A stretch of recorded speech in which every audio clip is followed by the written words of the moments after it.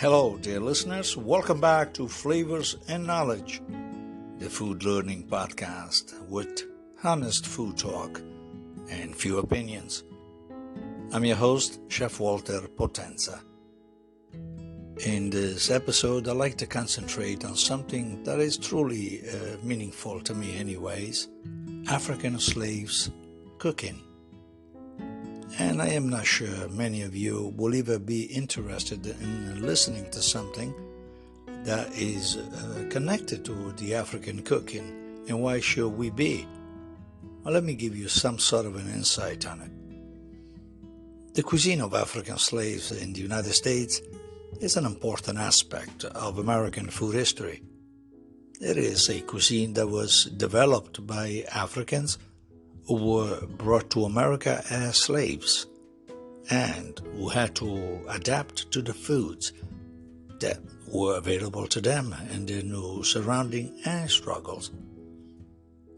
African slaves brought with them a wealth of culinary knowledge and several traditions from their home countries.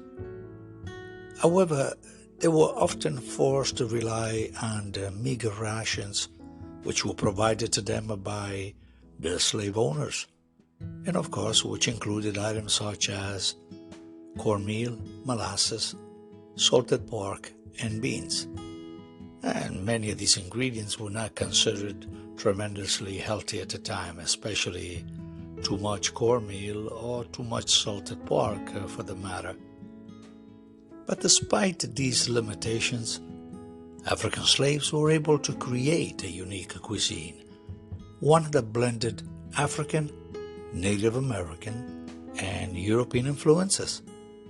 They used a variety of cooking techniques such as smoking, boiling, and stewing, techniques which were useful to create flavorful and nourishing dishes. The same techniques are, of course, very popular today. But allow me to give you some examples of traditional African American dishes, which would include something like gumbo. I am sure you know what that is, which is a stew made with okra, meat or seafood and vegetables, which has its roots in West African cuisine. You probably have heard of Upping John, a dish made with the black-eyed peas, rice and pork, traditionally eaten in New Year's Day for good luck. Collard greens, a type of leafy green vegetables that is often slow cooked with ham hock or other pork products.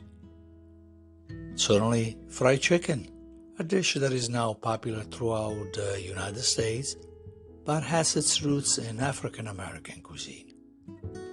And lastly, sweet potato pie, a dessert made with mashed sweet potatoes, sugar, spices, and sometimes pecans if they were available.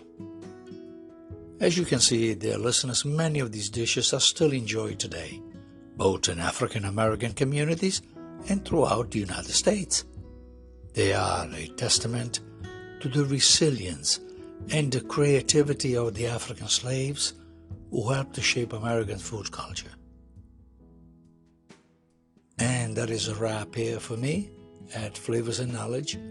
I hope this episode was of your enjoyment.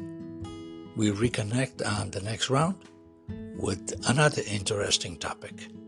Eat well and stay well. Ciao, ciao.